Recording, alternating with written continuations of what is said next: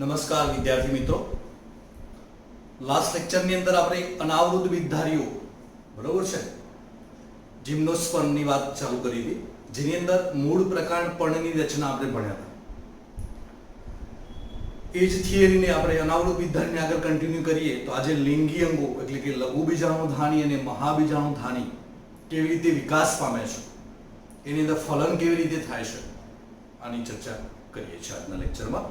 તો જોઈએ આપણે તો અનાવૃત વિદ્યાર્થીને કન્ટિન્યુ કરીએ તો અનાવૃત વિદ્યાર્થીમાં આપણે જોઈએ છે કે લઘુ બીજાણુધાની અને મહાબીજાણુધાનીનો વિકાસ આપણે ભણી રહ્યા છીએ. ત્યારે લઘુ બીજાણુધાની અને મહાબીજાણુધાનીનો વિકાસ ભણી રહ્યા છે આપણે. તો ખાસ યાદ રાખીશું આપણે વિષમ બીજાણુ અને સમબીજાણુ એટલે શું. પહેલા તો સમબીજાણુ એટલે એક જ પ્રકારના, બે પ્રકારના નહીં, એક જ પ્રકારના બીજાણુ ઉત્પન્ન કરે તેને શું બોલાય? સમબીજાણુ. અહીં આપણે અનાવૃત બીજધારી વનસ્પતિઓ ભણી રહ્યા છે વિદ્યાર્થી મિત્રો. તો એ વિષમ બીજાણુ ઉત્પન્ન કરે છે એટલે મતલબ કે બે પ્રકારના બીજાણુ ઉત્પન્ન કરે છે અને બીજાણુ ઉત્પન્ન ક્યાં કરે? બીજાણુધાનીની અંદર. તો એ બે પ્રકારના બીજાણુઓ જોવા મળશે. તો લખ્યું છે વિષમ બીજાણુ એટલે બે પ્રકારના બીજાણુ ઉત્પન્ન કરે અને બીજાણુ ઉત્પન્ન ક્યાં થાય? બીજાણુધાનીમાં. તો બે પ્રકારના કયા?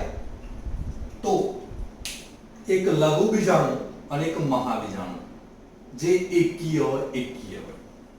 હવે ખાસ પૂછવું છે કે લઘુ બીજાણુ જે છે, બે પ્રકારના બીજાણુ જોઈ લીધા આપણે, વિષમ, બંને જુદા જુદા છે.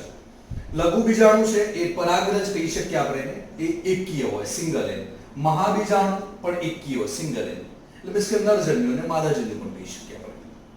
હવે આ લઘુ બીજાણુઓ ક્યાંથી ઉત્પન્ન થાય? તો લઘુ બીજાણુધાનીની અંદર. આ નર વાળી વાત કરીએ છીએ, આ માદાની છે, બરોબર છે. તો લઘુ બીજાણુ ક્યાં ઉત્પન્ન થાય? લઘુ બીજાણુધાની. અને લઘુ બીજાણુધાની ક્યાંથી ઉત્પન્ન થાય? કોની અંદર હોય? તો લઘુ બીજાણુ પર્ણો. અને લઘુ બીજાણુ પર્ણો ભેગા થાય એટલે શું કહેવાય? નરશંકુ, મેલ કોન ઇંગ્લિશમાં. એ રીતે અહીં પણ જોઈએ કે મહાબીજાણુ એટલે કે સિંગલ અને એકીય હોય, ક્યાં ઉત્પન્ન થાય? કોની અંદર હોય? મહાબીજાણુધાનીની અંદર. મહાબીજાણુધાનીને આપણે અંડક કહી શકીએ. શું કહી શકીએ? અંડક, જેને ઓવેલ કહેવાય ઇંગ્લિશમાં. તો મહાબીજાણુધાનીની અંદર શું હોય? મહાબીજાણુ. અને મહાબીજાણુધાની ક્યાંથી ઉત્પન્ન થાય? મહાબીજાણુ પર્ણોમાં ઉત્પન્ન થાય, પર્ણોની અંદર હોય. અને મહાબીજાણુ પર્ણો ભેગા થાય એટલે શું બનાવે? ફિમેલ કોન, એટલે મીન્સ કે માદા શંકુ. તો તમે જુઓ છો બે પ્રકારના બીજાણુ ઉત્પન્ન થાય, એક લઘુ અને મહા. ફરીથી એકવાર વાત કરીશ કે લઘુ બીજાણુ પર્ણો ભેગા થાય એટલે નરશંકુ બનાવે. લઘુ બીજાણુ પર્ણોની અંદર લઘુ બીજાણુધાની હોય અને લઘુ બીજાણુધાનીની અંદર લઘુ બીજાણુ હોય, જેને કહેવાય પરાગરજ. અંદર લિંગીય. માદા શંકુ શેમાંથી શું બને? મહાબીજાણુ પર્ણો ભેગા થાય એટલે માદા શંકુ બને. મહાબીજાણુ પર્ણની અંદર મહાબીજાણુધાની અને મહાબીજાણુધાનીની અંદર શું હોય? મહાબીજાણુ. તો થયા તમે વિષમ બીજાણુ. બે પ્રકારના બીજાણુ ઉત્પન્ન કરે છે. કોણ? અનાવૃત બીજધારી. હવે બેટા આગળ વાત કરીએ આપણે તો લઘુ બીજાણુ એટલે કોણ? નર, પરાગરજ થી નરજન્યુજનક પેઢી વિકસે છે. નરજન્યુજનક પેઢી વિકસે. જો મહાબીજાણુથી માદાજન્યુજનક પેઢી વિકસે, એમ લઘુ બીજાણુ હોય એટલે નરજન્યુજનક પેઢી વિકસે છે એનાથી, બરોબર. જો મહાબીજાણુ હોત તો કયા? માદાજન્યુજનક પેઢી વિકસે નથી, કે જે ખૂબ જ ઘટાડો પામેલ કોષો પૂરતી સીમિત હોય. એનો મતલબ કે અહીં લઘુ બીજાણુધાનીમાં જે પરાગરજ ઉત્પન્ન થાય છે એ ઓછી ઉત્પન્ન થાય છે. એનો મતલબ કે ખૂબ જ ઘટાડો પામેલ કોષો પૂરતી સીમિત હોય. આ કોષોને શું બોલાય છે? પરાગરજ. જે આપણે ઓલરેડી લખી નાખ્યું છે, પરાગરજ. લઘુ બીજાણુઓને પરાગરજ કહેવાય. તો લઘુ બીજાણુઓ નરજન્યુજનક તરીકે વિકસે, મહાબીજાણુ માદાજન્યુજનક તરીકે વિકસે. આ જે લઘુ બીજાણુ વિકસે છે એ ખૂબ જ ઘટાડો પામેલા કોષો પૂરતી સીમિત હોય છે. એનો મતલબ કે એની અંદર કોષો હોય પણ ઓછા હોય, ઘટાડો પામેલા હોય. અને એ કોષોને શું બોલે છે આપણે? લઘુ બીજાણુ અથવા તો પરાગરજ કહીએ છીએ. એ લખીશું. ક્લિયર? એનો મતલબ એવું જ થાય કે લઘુ બીજાણુધાનીમાં ઘટાડો પામેલા કોષો હોય છે, સીમિત હોય છે, એને શું બોલે છે આપણે? પરાગરજ અથવા તો લઘુ બીજાણુ. ક્લિયર? અને એ નરજન્યુજનક તરીકે વિકસે. આ મહાબીજાણુ માદાજન્યુજનક તરીકે વિકસે. હવે લાસ્ટ ટાઈમ આપણે આકૃતિ દોરી હતી, એમાં મેં તમને કીધું હતું કે પાઇનસ નામની વનસ્પતિ આવી કે એક જ વનસ્પતિ પર બંને શંકુ હોય, કે જે નરશંકુ શેમાંથી ઉત્પન્ન થયા હોય? લઘુ બીજાણુપર્ણોમાંથી. આ મહાબીજાણુપર્ણમાંથી. નરશંકુ અને માદાશંકુ બંને એક જ વનસ્પતિ પર હોય તો પાઇનસની અંદર હોય છે. હવે તમને ખબર છે કે નરશંકુ છે એ લઘુ બીજાણુપર્ણો દ્વારા બને છે અને એની અંદર લઘુ બીજાણુધાની હોય આની અંદર અને એની અંદર લઘુ બીજાણુ હોય. એટલે આમાં મહાબીજાણુધાની અને આની અંદર શું હોય? મહાબીજાણુ હોય માદાશંકુમાં. બરોબર? મેલ અને ફિમેલ કોણ છે? પાઇનસની વનસ્પતિમાં એક જ વનસ્પતિ પર બંને શંકુ જોવા મળે છે. જ્યારે સાયકસમાં નથી એવું. સાયકસમાં કેવું છે? કઈ મેલ વનસ્પતિ દોરી છે means કે નર શંકુ બતાવ્યું છે. એ રીતે બીજી એક વનસ્પતિ હોય સાયકસની, બરોબર છે, આપણે દોરી શકીએ. એમાં શું? માદા શંકુ બતાવી શકે. એનો મતલબ કે બે જુદી જુદી વનસ્પતિ પર નર શંકુ અને માદા શંકુ જોવા મળે છે. બરોબર? બે જુદા જુદા વૃક્ષો પર નર શંકુ અને માદા શંકુ જોવા મળે છે. શેની અંદર? સાયકસ પર. જ્યારે પાઇનસમાં બંને એક જ છોડ ઉપર means કે એક જ વૃક્ષ પર જોવા મળે નર શંકુ અને માદા શંકુ. તો આ એક આકૃતિ આપણે સમજ માટે આપણે રાખી તો એ લખીશું મેં. પાઇનસમાં નર અને માદા શંકુ એક જ વનસ્પતિ પર વિકસે, જ્યારે સાયકસમાં નર અને માદા શંકુ જુદા જુદા વૃક્ષો ઉપર ઉદ્ભવે છે. બરોબર? આની અંદર એ નર શંકુ છે તો બીજો છોડ હોય તો એમાં શું હોય? વૃક્ષ હોય તો એના પર માદા શંકુ હોય. ક્લિયર? હવે એક વસ્તુ નક્કી થઈ ગઈ કે નર શંકુ એટલે કે લઘુ બીજાણુ પર્ણો ભેગા થઈને નર શંકુ બનાવે સંગઠિત થઈને, અને માદા શંકુ એટલે શું? મહાબીજાણુ પર્ણો સંગઠિત થઈને માદા શંકુ બનાવે. અને એની અંદર શું હોય? માદા શંકુની અંદર મહાબીજાણુધાની અને એની અંદર મહાબીજાણુ. એ રીતે નર શંકુની અંદર શું હોય? લઘુ બીજાણુધાની અને એમાં લઘુ બીજાણુ એટલે પરાગરજ. ક્લિયર? આ વાત ખાસ યાદ રાખવી છે. હવે આપણે આગળ વાત કરીએ. હવે આકૃતિની જરૂર નથી, આપણે ભૂસી નાખીએ છે. બીજું એક સમજવું છે આપણે. એટલે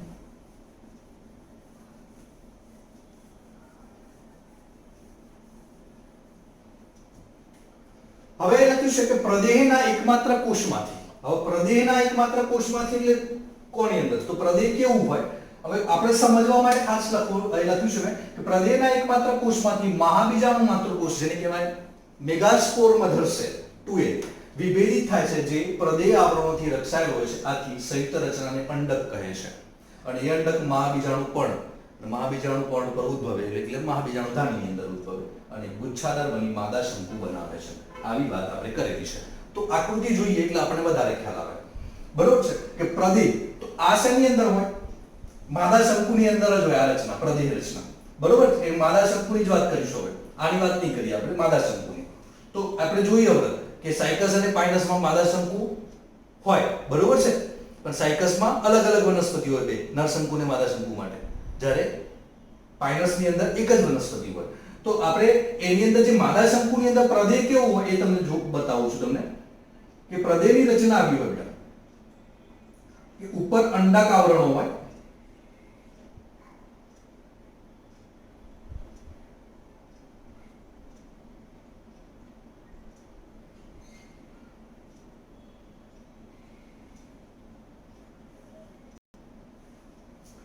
આ જો દોર્યું છે મેં જે, બરોબર છે, એની અંદર હવે અહીં અંદરની બાજુ બતાવું છું તમને. આ મેં અંડાક આવરણો દોર્યા છે. આ અંડક દોર્યું છે. અંડક એટલે શું? અંડક એટલે ઓવેલ કહેવાય. બરોબર? એને મહાબીજાણુ ધાની પણ કહેવાય. શું બોલાય? મહાબીજાણુ ધાની. અંડકને મહાબીજાણુ ધાની કહેવાય. બરોબર? હવે અંડકની અંદર છે એ પ્રદેહ હોય. પ્રદેહ એટલે કે કોષો હોય, ઘણા બધા કોષો હોય. આ રીતે ઘણા બધા પ્રદેહના કોષો હોય.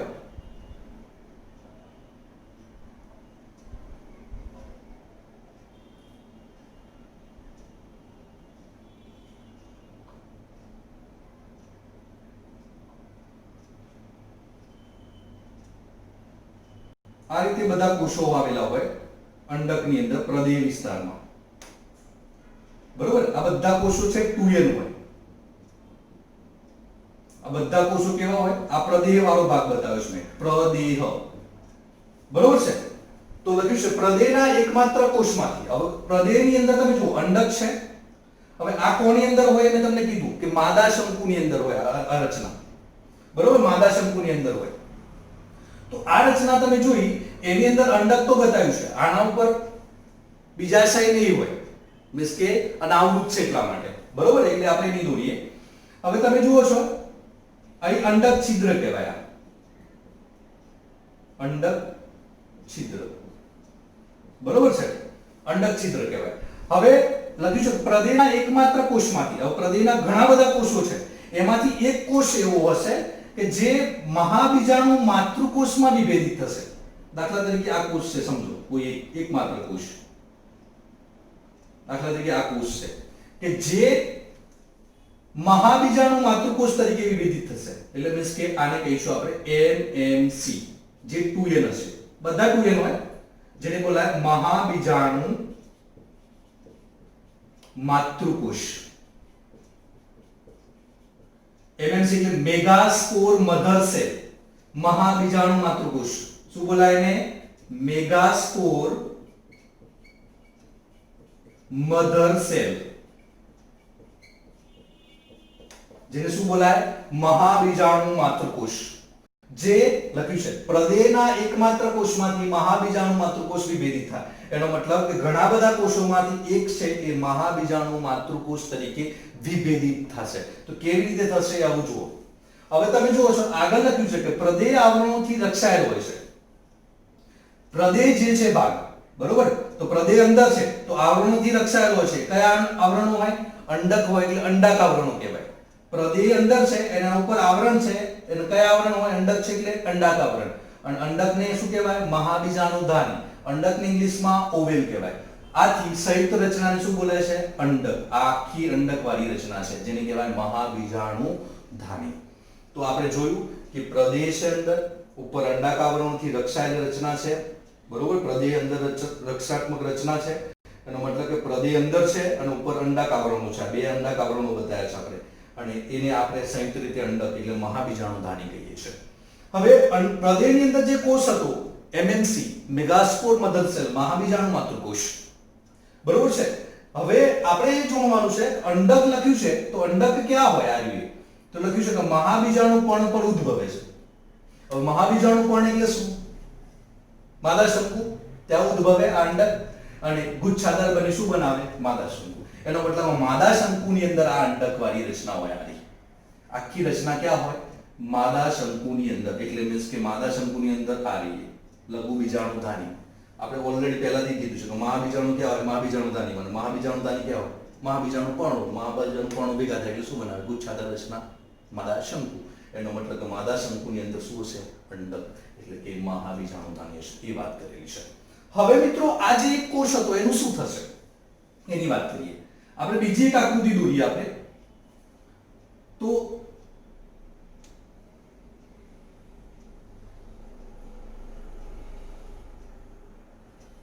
આપણે આ સમજ માટે આકૃતિ દોરીએ છીએ, આપણી ટેક્સ્ટ બુકમાં નથી આપેલી, બરોબર છે.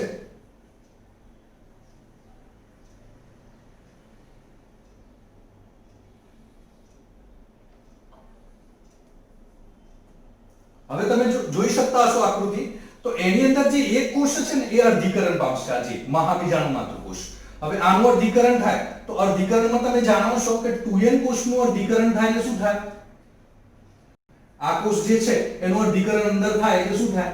અર્ધીકરણ એક એ શું છે બેટા? એક પ્રકારનું અર્ધીકરણ જ છે. એટલે શું બનશે? 2N માંથી N એકકીય બનશે. ત્યારબાદ અર્ધીકરણ 2 એક પ્રકારનું શું છે? સમવિભાજન. સમવિભાજનમાં અડધું ના થાય એટલે 1/2N 1/2N ના બને. એટલે શું બનશે? 4N બનશે. આ રીતે 4 એકકીય કોષો બનશે જે મહાબીજાણુ કહેવાય. શું બોલાય? મહાબીજાણુ માતૃકોષનું અર્ધીકરણ થાય એટલે આ રીતે 4 બને અંદર. તો આવા 4 બનશે. આનું અર્ધીકરણ થયું 2N નું એટલે 4, બે અર્ધીકરણ 1 અને 2 થાય એટલે 4 એકકીય મહાબીજાણુ બને. તો અહીં અર્ધીકરણ થઈ અને 4 એકકીય મહાબીજાણુ બતાવી દઈએ આપણે આ રીતે. આ 4 એકકીય મહાબીજાણુ બન્યા, એમાંથી એક જ વિકાસ પામશે. આ 3 વિકાસ નહીં પામે. આ 3 છે 4 બન્યા ને આમાંથી અર્ધીકરણ થઈને આવું અંદર અંદર અર્ધીકરણ થાય. પેલા કોષો નથી બતાવતા ઉપરદેહના. તો આ જે કોષ હતો MMC એનું અર્ધીકરણ થયું એટલે 4 એકકીય શું બન્યા? મહાબીજાણુ. મહાબીજાણુ માતૃકોષ એટલે બનશે એટલે એકકીય મહાબીજાણુ. આ મહાબીજાણુ 4 બન્યા, એમાંથી 3 છે એ વિકાસ નહીં પામે, ખાલી એક જ વિકાસ પામશે. આગળ એને શું બોલીશું? મહાબીજાણુ. અને એ મહાબીજાણુ બે કે તેથી વધુ સ્ત્રીજન્યુ ધાની અથવા માદા લિંગી અંગ ઉત્પન્ન કરશે આની અંદર. અને આ અંદર ઉત્પન્ન કરે આ કઈ રચના છે? અંડક. એ તો આપણને ખબર છે, બરોબર છે? અંડક વાળી રચના છે ને? ઓકે, એટલે મહાબીજાણુ ધાની કહેવાય. હવે આ જે મહાબીજાણુ હતું ચારમાંથી એક જ વિકાસ પામી અને એની અંદર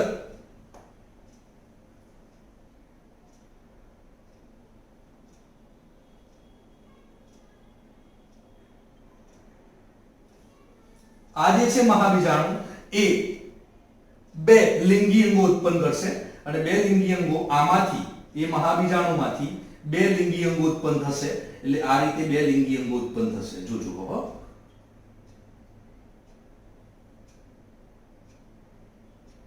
આ રીતે બે લિંગી અંગો ઉત્પન્ન થશે. માદા લિંગી અંગો જેને કહેવાય, જેને શું બોલાય? માદા લિંગી અંગ. બે કે તેથી વધારે પણ ઉત્પન્ન કરી શકે. કોણે ઉત્પન્ન કર્યું? એ મહાબીજાણુઓએ. જે ચાર બન્યા હતા એ ચારે ચારેય માંથી એક જ મહાબીજાણુ તરીકે વિકાસ પામી અને બે માદા લિંગી અંગ ઉત્પન્ન કરશે આ રીતે. કોની અંદર? અંડકની અંદર, જે પ્રદેહ વાળો ભાગ છે. હવે શું થશે એ ધ્યાન રાખવાનું છે. હવે આપણે આગળ વાત કરીએ, બરોબર છે? હવે તમે જુઓ છો અંડકની અંદર છે માદા લિંગી અંગ બે. હવે શું થશે? તો ફલનની ક્રિયા આગળ વાત કરીએ છીએ આપણે, બરોબર છે? તો મહાબીજાણુ માદા લિંગી અંગ અહીં અંદર જોવા મળ્યું તમને. જોવા મળ્યા. શેમાંથી બન્યા? મહાબીજાણુમાંથી અંદર બે શું બન્યા? માદા લિંગી અંગ. બે કે તેથી વધુ બને. સ્ત્રીજન્યુ ધાની પણ કહેવાય. શું બોલાય ને? સ્ત્રીજન્યુ ધાની. બે કે તેથી વધુ પણ બને. શેમાંથી બન્યા? તો મહાબીજાણુમાંથી. આ યાદ રાખશું મિત્રો. હવે આપણે આગળ વાત કરીએ. મિત્રો આગળ વાત કરીએ તો અનાવૃત બિદ્ધારીમાં તો દ્વિઅંગી અને ત્રિઅંગી આગળ ભણી ગયા આપણે. દ્વિઅંગી વનસ્પતિઓ ભણી ગયા અને ત્રિઅંગી વનસ્પતિઓ ભણ્યા, બરોબર? તો એમની જેમ જ દ્વિઅંગી અને ત્રિઅંગીની જેમ અનાવૃત બિદ્ધારી જે વનસ્પતિઓ છે અત્યારે આપણે ભણી રહ્યા છે એમાં નરજન્યુજનક અને માદાજન્યુજનક સ્વતંત્ર મુક્તજીવી નથી. એનો મતલબ કોના પર આધાર રાખશે? જન્યુજનક, માદાજન્યુજનક, એટલે બીજાણુજનક પર આધાર રાખે.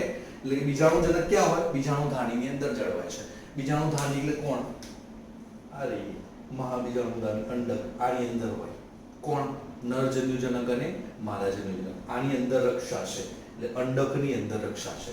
લખ્યું છે કે દ્વિઅંગી અને ત્રિઅંગી વનસ્પતિઓની જેમ જ અનાવૃત બિદ્ધારી વનસ્પતિઓમાં નર અને માદાજન્યુજનક સ્વતંત્ર મુક્તજીવી નથી. એનો મતલબ એ કોના પર આધાર રાખે છે?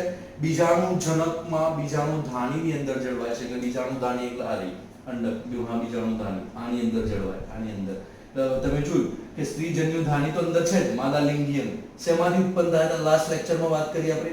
આ શેમાંથી ઉત્પન્ન થયા? સોરી, લાસ્ટ લેક્ચરમાં આ લેક્ચરમાં આપણે વાત કરી આગળ. તો આ શેમાંથી ઉત્પન્ન થયા? એમએમસી માંથી. એમએમસી નું અર્ધીકરણ થયું. અર્ધીકરણ થયું એટલે ચાર એકકીય બન્યા કોષો. મહાબીજાણુમાંથી એક વિકાસ પામ્યો મહાબીજાણુ, જેમાંથી માદા લિંગી અંગ બે કે તેથી વધુ બની શકે. સ્ત્રીજન્યુ ધાની જે બનાવી. હવે અંડકની અંદર, પ્રદેહની અંદર આ સ્ત્રીજન્યુ ધાની એટલે માદા લિંગી અંગ છે. હવે શું થશે? જોજો ફલનની ક્રિયા. જન્યુ યુગ્મન કહેવાય, જોડાવ. હવે લઘુ બીજાણુ ધાની જે આગળ ઓલરેડી આપણે ભણી ગયા, બરોબર છે? લઘુ બીજાણુ પણ એટલે નરશંકુ. લઘુ બીજાણુ પણ ભેગા થઈને શું બનાવે? નરશંકુ. એની અંદર લઘુ બીજાણુ ધાની હોય અને એમાંથી મુક્ત થાય શું? લઘુ બીજાણુ એટલે કે પરાગરજ કહેવાય, જેને આપણે કહ્યું ને. એ પરાગરજ કેવી હોય બેટા? એકકીય હોય. અને એ પવન દ્વારા પરાગરજ છે એ પરિપક્વ થાય એટલે પવન દ્વારા નરશંકુમાંથી મુક્ત થાય. અને મુક્ત થાય એટલે ક્યાં જાય? મહાબીજાણુ પણ. મહાબીજાણુ પર્ણો હોય છે જેને શું બોલીએ છીએ આપણે? માદાશંકુ. એની અંદર જાય. હવે માદાશંકુની અંદર શું હોય? આવું અંડક હોય. અને એ અંડક એટલે શું? મહાબીજાણુ ધાની હોય ને. એ અંડકની ઉપર શું કયું છિદ્ર હોય? અંડક છિદ્ર દ્વારા અંદર જાય. આ કોણ? પરાગરજ. તો પરાગરજ ક્યાંથી મુક્ત થઈ? લઘુ બીજાણુ ધાનીમાંથી મુક્ત થઈ. એ પરાગરજ લઘુ બીજાણુ અથવા પરાગરજ કહેવાય. એ પવન દ્વારા ત્યાંથી નરશંકુમાંથી ક્યાં જશે? માદાશંકુ. માદાશંકુમાં શું હોય? મહાબીજાણુ પર્ણ એટલે શું કહેવાય? માદાશંકુ પર જશે. માદાશંકુની અંદર શું હશે? આવું અંડક એટલે કે લઘુ બીજાણુ મહાબીજાણુ ધાની. અને અંડક ઉપર શું હશે? આ છિદ્ર જેવી રચના ત્યાં જશે. જેને શું બોલે છે? અંડક છિદ્ર. ત્યાંથી ત્યાં જશે અને ત્યાંની અંદર શું હશે? સ્ત્રીજન્યુ ધાણીનું મિલન થશે. તો જોજો હવે આની અંદર તો છે જ, બરોબર છે. હવે અહીંથી એ નરજન્યુ પવન દ્વારા આવે ને અહીં આવે અને એનું છે ને સંવિભાજન થાય એટલે બે નરજન્યુ બને. એક નરજન્યુ અહીં આવે ને એમાંથી બે બને, n બને. સંવિભાજન આ n હતો, n માંથી n બે નરજન્યુ બને. આ શું કહેવાય? નરજન્યુ એટલે પરાગરજ. શું બોલાય? પરાગરજ. એ પરાગરજ હવે શું થશે બેટા? અહીંથી આ પરાગરજ પરાગ નલિકા બનાવશે. શું બનાવે? અહીં સુધી પરાગ નલિકા બનાવે અને એ પરાગ નલિકા મારફતે બંને નરજન્યુ જે બન્યા, એક નરજન્યુ આવ્યો એટલે મીન્સ કે પરાગરજ આવી, એ પરાગરજનું સંવિભાજન થઈ બે પરાગરજ બની. એ બંને પરાગરજ પરાગ નલિકાનું નિર્માણ કરે અહીં સુધી અને એ પરાગ નલિકા દ્વારા એક નરજન્યુ અને બીજો નરજન્યુ બંને આવે પણ એક વિઘટિત થઈ જાય. એનો મતલબ એક વિકાસ ના પામે, ખાલી એક જ નરજન્યુ છે અહીં મિલન થાય. કોના સાથે? અહીં રહેલા માદાજન્યુ સાથે. એટલે માદાજન્યુ n હોય અને નરજન્યુ આવે પણ કેવું હોય? n હોય. આ તો ઓલરેડી માદાલિંગી અંગો હતા, એમાં માદાજન્યુ હશે. એ માદાજન્યુ અને નર આ જે ઉપરથી આવી પરાગરજ એ બંનેનું મિલન થાય એટલે અહીં શું બનશે? 2n. એટલે જેને શું બોલીએ આપણે? ફલિતાંડ. શું બોલાય? ફલિતાંડ. જેને આપણે યુગ્મનજ પણ કહી શકીએ. શું કહી શકીએ? યુગ્મનજ. તો ફરીથી એકવાર વાત કરીશ કે નરશંકુની અંદર શું હોય? પરાગરજ હોય, મીન્સ કે લઘુ બીજાણુ ધાની અંદર પરાગરજ એ મુક્ત થાય પવન દ્વારા એટલે અહીંયા આવે, અંડક છિદ્ર છેડા તરફથી અંદર જાય એટલે પરાગ નલિકાનું નિર્માણ કરે. બે નરજન્યુ પરાગ નલિકામાંથી અંદર આવે, એમાંથી એક વિકાસ ના પામે, વિઘટિત થઈ જાય. એક જ નરજન્યુ અહીં ફલન કરે. કોના સાથે? માદાજન્યુ સાથે. એટલે n હોય માદાજન્યુ, નર પર n હોય એટલે શું બને? 2n. ફલિતાંડ યુગ્મનજ બની જાય આની અંદર, અંડકની અંદર એટલે કે મહાબીજાણુ ધાનીમાં. બરોબર? તો યુગ્મનજ બને જે ફલિતાંડ. એ ફલિતાંડનો વિકાસ થાય એટલે શું બને? ભ્રૂણ બને. એ ફલિતાંડ જે છે આ 2n બન્યું, એ અંદર બન્યું, એનો વિકાસ થશે એટલે શેમાં રૂપાંતર પામે? ભ્રૂણમાં. અને આ જે અંડકો જે છે એ શેમાં રૂપાંતર પામશે? બીજમાં. પણ બીજ અહીં ઢંકાયેલા હોતા નથી એટલા માટે શું બોલે છે આપણે? અનાવૃત બિદારી. ખબર પડી? ક્લિયર? તો ફલિતાંડ બન્યું એ શેમાં વિકાસ પામશે? હવે આ જે ફલિતાંડ અંદર બન્યું એ ભ્રૂણમાં અને અંડકો બીજમાં, પણ બીજ ઢંકાયેલા હોતા નથી એટલે આ અંડક છે એ બીજમાં રૂપાંતર પામે પણ બીજ અનાવૃત હોય એટલે અનાવૃત બિદારી કહેવાય. હવે લાસ્ટ જોઈ લઈએ આપણે એક્ઝામ્પલ. તો સંકૃદન જંગલોની જાતિઓમાં સાયકસ ભણ્યા આપણે, પાઇનસ પણ જોઈએ આકૃતિમાં. ઓરોકેલિયા નાતાલ વૃક્ષ તરીકે ઓળખાય છે. આના એક્ઝામ્પલ યાદ રાખવાના છે. બેનિટાઇટિસ અશ્મિભૂત વનસ્પતિ. અશ્મિભૂત એટલે એવું કહેવાય કે અત્યારે હયાત નથી, અશ્મિ તરીકે એને સંજ્ઞાવવામાં આવી છે એટલા માટે અશ્મિભૂત કહેવાય. અને થુજા જે મોરપિંચ જેવી દેખાતી વનસ્પતિ છે, એનો આકાર મોરપિંચ જેવો છે કે વિદ્યા કહેવાય. થુજા વનસ્પતિ છે. અને બીજી એક છે આપણી બુકમાં આપેલી જીંકો. તો આ બધા એના એક્ઝામ્પલ થાય મિત્રો. બરોબર છે? તો આ થઈ અનાવૃત બિદધાની વાતો પૂર્ણ કરી આપણે. નેક્સ્ટ લેક્ચરમાં ચેપ્ટરનો લાસ્ટ પોઈન્ટ આવૃત બિદધાની વિશે ચર્ચા કરીશું.